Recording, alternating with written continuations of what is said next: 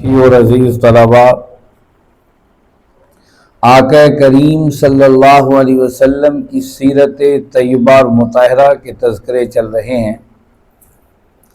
آپ کو یاد ہوگا کہ گزشتہ روز ہم نے نبی کریم صلی اللہ علیہ وسلم کے اس سفر کا تذکرہ کیا تھا جب آپ غزوہ بنی مستلق سے واپس تشریف لے کر آ رہے تھے، اور ایک جگہ آپ نے پڑاؤ فرمایا اور صبح تڑکے ہی آپ نے لشکر کو مدینہ کی طرف کوچ کر جانے کا حکم دیا۔ اور یہ وہ وقت تھا کہ جب عائشہ صدیقہ رضی اللہ تعالیٰ عنہا سیدہ مطہرہ واش روم کے لیے باہر تشریف لے گئی تھیں، اور جب واپس آئیں تو قافلہ لشکر سارا روانہ ہو چکا تھا۔ آپ تنہا وہاں رہ گئیں اور آپ وہیں پر لیٹ گئیں اس امید پر کہ اللہ کے نبی صلی اللہ علیہ وسلم کسی صحابی کو بھیجیں گے جب وہ مجھے نہیں دیکھیں گے قافلے کے اندر۔ لیکن صفوان بن معطل رضی اللہ تعالیٰ عنہ وہ تشریف لے آئے اور آپ کو اونٹ پر بٹھا کر لے آئے، اور جس وقت آپ لشکر میں داخل ہوئے صفوان بن معطل رضی اللہ تعالیٰ عنہ دن بالکل نصف النہار پر تھا اور دن اجالے میں تھا، دوپہر کا وقت تھا۔ لوگوں نے دیکھا اور لوگوں کی زبانیں رکنے نہ پائیں۔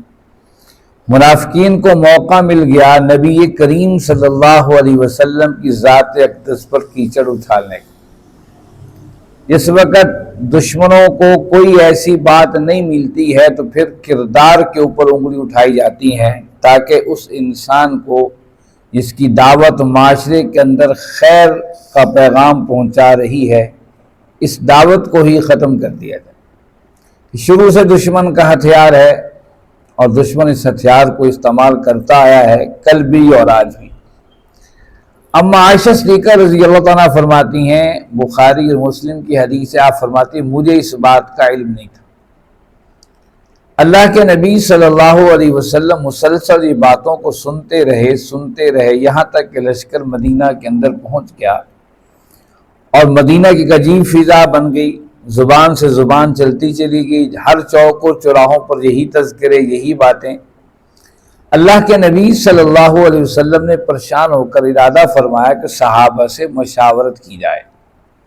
آپ نے حضرت علی بن ابی طالب رضی اللہ عنہ کو بلایا، فرمایا علی بتائیے کیا کروں، یہ حالات یہ ہیں، لوگ یہ باتیں کر رہے ہیں، اس حالات میں وحی بھی نہیں اتر رہی ہے، آپ سے مشورہ ہے کیونکہ اللہ کا حکم ہے کہ آپس سے مشورہ کیجئے۔ بدر کے حوالے سے بھی ہم نے مشورہ کیا تھا، دیگر معاملات میں بھی، آپ کا اس حوالے سے مشورہ کیا ہے؟ حضرت علی رضی اللہ عنہ فرمایا کہ یا رسول اللہ صلی اللہ علیہ وسلم، آپ کے لیے عورتوں کی کوئی کمی نہیں ہے، آپ اور شادی کر لیں اور نکاح کر لیں، اور خاص کر جو اما عائشہ صدیقہ رضی اللہ عنہا کے لونڈی ہیں، ذرا انہیں بلا کر سختی سے پوچھئے۔ حضرت علی رضی اللہ عنہ کو یہ ذمہ داری دی گئی، آپ ان کی لونڈی کے پاس، ان کی نوکرانی تھی، ان کے پاس گئے اور سختی سے پوچھا کہ بتاؤ عائشہ کے اندر تم نے کوئی برائی کمی بیشی دیکھی؟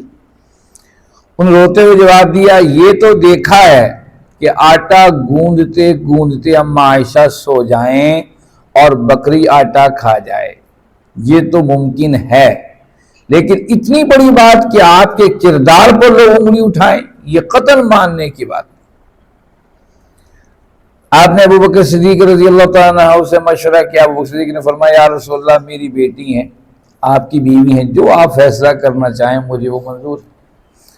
عمر فاروق رضی اللہ تعالیٰ عنہ کہیں باہر تشریف لے کر گئے تھے اور پھر وہ دیر میں وہاں پہنچے، آپ نے عمر سے مشورہ چاہا کہ عمر بتائیے آپ کا اس حوالے سے کیا مشورہ ہے، کیا میں عائشہ کو چھوڑ دوں، کیا کہوں، عجیب صورتحال ہے، معاشرے کے اندر عجیب کیفیتیں ہیں۔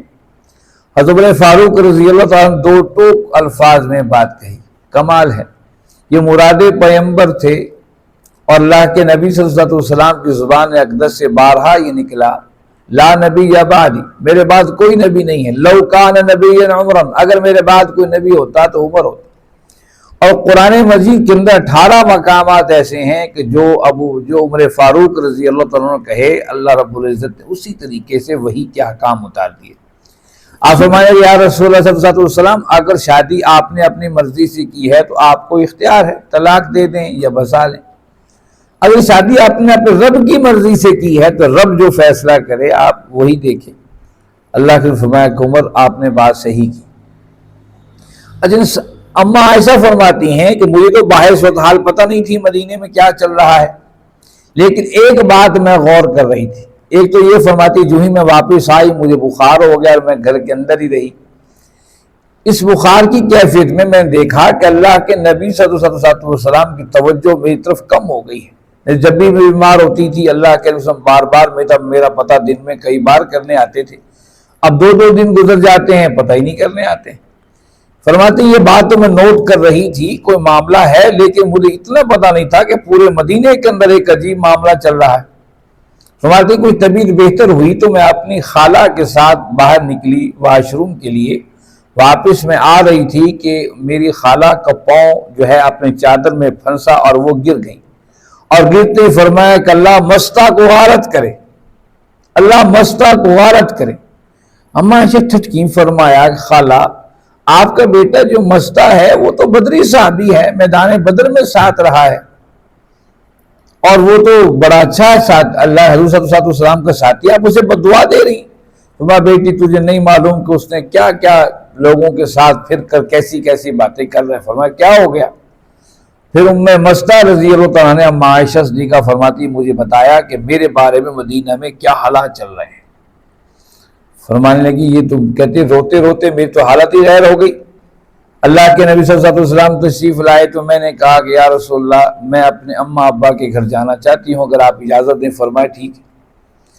کہتی ہیں میں اپنے اماں ابا کے پاس گئی، میں نے کہا ابا اماں یہ کیا معاملہ ہے؟ اماں نے کہا بیٹی کوئی مسئلہ نہیں، اللہ بہتر کریں کہ لوگ باتیں تو کرتے رہتے ہیں۔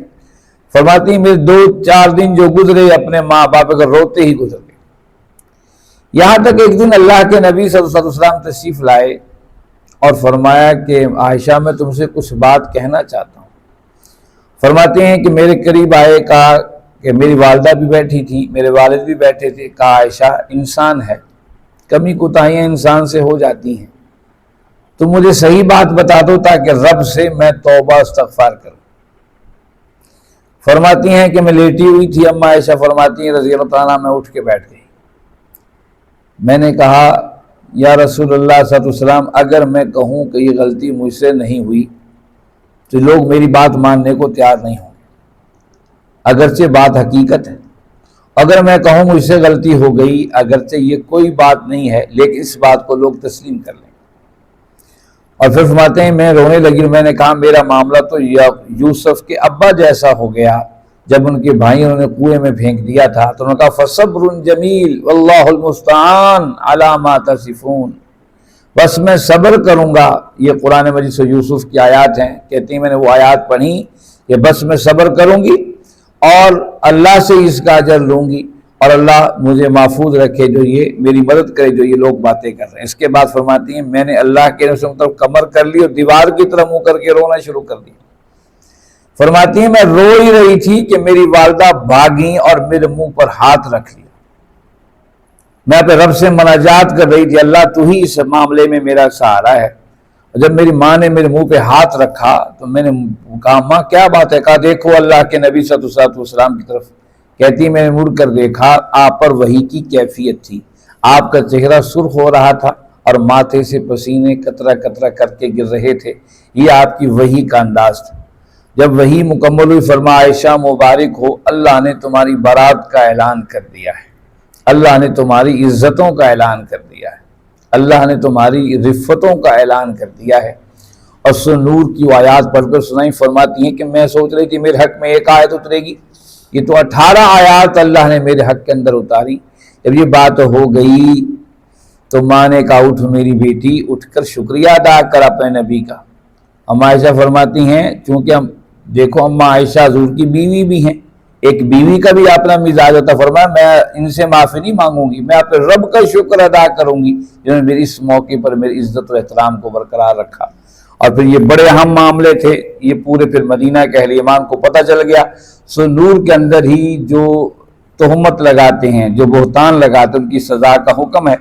پھر شریعت پھر حرکت میں آئی اسلامی ریاست. کن کن لوگوں نے بہتان لگائے تھے؟ اب جنہوں نے بہتان لگائے تھے وہ کر گئے. صرف 3 ایسے فرد تھے جنہوں نے اپنی غلطی کا اقرار کر لیا اور قرآن کے سامنے سر تسلیم خم ہو گئے. ان میں حضرت زینب بنت جحش رضی اللہ تعالیٰ عنہ کی بہن حمنہ بنت جحش رضی اللہ تعالیٰ عنہ بھی تھی. ان میں حضرت مصطح بن اساسہ بھی تھے جن کا میں نے ابھی ذکر کیا، اور حضرت حسان بن ثابت رضی اللہ تعالیٰ عنہ کا بھی نام تاریخ حدیث میں ذکر آتا ہے. ان تینوں پر اس سزا کو نافذ کیا گیا جس نور کے اندر اللہ نے احکامات بتائے ہیں کہ جو تہمت لگائے اسے 80 درے لگائے جائیں، 80 کوڑے لگائے جائیں. نور پڑھنے کی صورت ہے. اس میں اللہ رب العزت نے گھر اور خاندان کی پوری کیفیت کا ذکر کیا.